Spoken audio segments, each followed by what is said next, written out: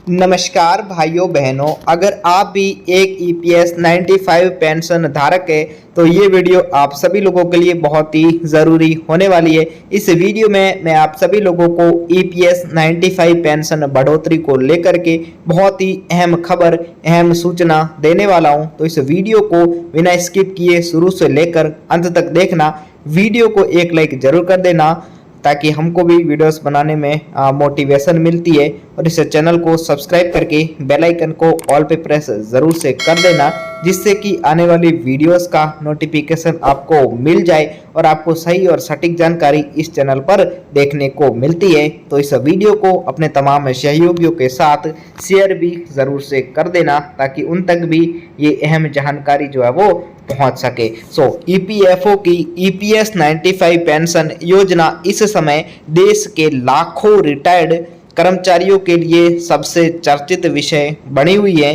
पिछले कुछ वर्षों से ईपीएस 95 पेंशनर्स जो है वो लगातार यहाँ पर न्यूनतम पेंशन उसको जो वो बढ़ाने की मांग पिछले कई सालों से लगातार कर रहे हैं। वर्तमान में ईपीएस 95 के तहत न्यूनतम मासिक पेंशन केवल और केवल 1000 रुपये ही प्रति माह हर एक पेंशनर्स को दी जाती है, जो कि बहुत ही ज़्यादा आज के समय को देखते हुए, आज की महंगाई को देखते हुए कम है, जिसे पेंशनर्स संगठन भी 1000 रुपये को बहुत ही ज़्यादा कम मानते हैं। बढ़ती महंगाई, दवाइयों और दैनिक खर्चों को देखते हुए पेंशनर्स का कहना है कि इतनी कम राशि में जीवन यापन बहुत ही कठिन हो गया है। इसी कारण देश भर में कई संगठन न्यूनतम पेंशन 7500 प्रति माह के साथ साथ महंगाई भत्ता डीए देने की भी मांग कर रहे हैं। हाल ही में ईपीएस 95 राष्ट्रीय संघर्ष समिति और अन्य पेंशनर्स संगठनों ने कई राज्यों में प्रदर्शन करा, धरना करा और ज्ञापन अभियान भी पेंशन बढ़ोतरी हेतु चलाए गए। इन संगठनों का कहना है कि कर्मचारियों ने वर्षों तक नौकरी के दौरान ईपीएफ और ईपीएस में योगदान दिया है, इसलिए रिटायरमेंट के बाद तो कम से कम उनको एक सम्मानजनक पेंशन जो वो मिलनी चाहिए। 1000 रुपये बहुत ही कम है, इसको बढ़ाया जाना चाहिए।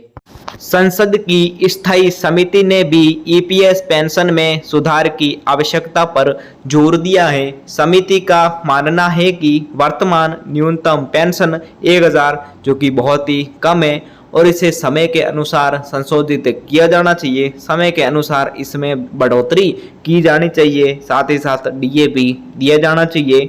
विशेषज्ञों का कहना है कि यदि सरकार ईपीएस पेंशन बढ़ाती है तो इससे लाखों वरिष्ठ नागरिकों को सीधा लाभ मिलेगा। खासकर निजी क्षेत्र में काम करने वाले वे कर्मचारी जिनकी आय का मुख्य स्रोत ही केवल ईपीएस पेंशन ही है, उनके अलावा उनका आय का कोई दूसरा साधन नहीं है, उन्हें पेंशन बढ़ोतरी पर बहुत बड़ी राहत मिल सकती है। उनके लिए बहुत बड़ी खुशखबरी है। ईपीएस 95 पेंशन जो योजना है, इसकी शुरुआत 1995 में हुई थी। इसका जो उद्देश्य है वो यहाँ पर निजी क्षेत्र के कर्मचारियों को रिटायरमेंट के बाद एक मासिक फिक्स पेंशन के रूप में मासिक पेंशन एक राशि उपलब्ध करवाना, पेंशन के रूप में एक राशि उनके खाते में पहुँचाना या उनको प्रदान करना था। इस योजना में कर्मचारी और नियोक्ता दोनों योगदान देते हैं।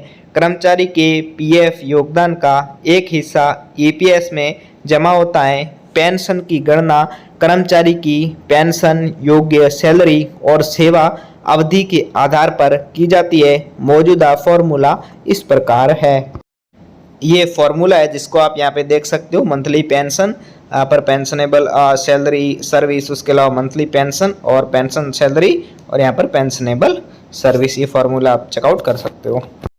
इस फॉर्मूले के अनुसार यदि किसी कर्मचारी की पेंशन योग्य सैलरी 15,000 है और उसने पूरे 35 वर्ष तक नौकरी की है तो उसकी अनुमानित पेंशन लगभग 7500 के आसपास बढ़ सकती है। लेकिन अधिकांश कर्मचारियों को इससे काफ़ी कम पेंशन मिलती है क्योंकि पहले की सैलरी सीमा कम थी और कई कर्मचारियों का योगदान सीमित वेतन पर ही हुआ था।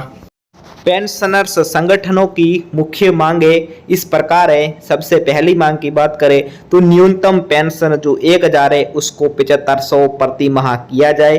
उसके साथ ही साथ महंगाई भत्ता डीए लागू किया जाए। उसके अलावा मुफ्त चिकित्सा सुविधा भी उपलब्ध कराई जाए। इसके अलावा हायर पेंशन मामलों का जल्दी से जल्दी यानी शीघ्र समाधान किया जाए।